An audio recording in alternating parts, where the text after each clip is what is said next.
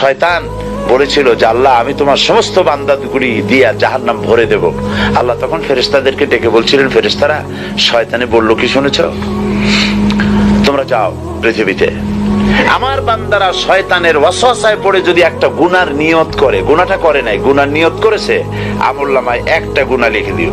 আমলনামায় কোনো গুনাহ লিখবা না। গুনার নিয়ত করেছে, গুনাহটা করে নাই, গুনাহ লিখবা না।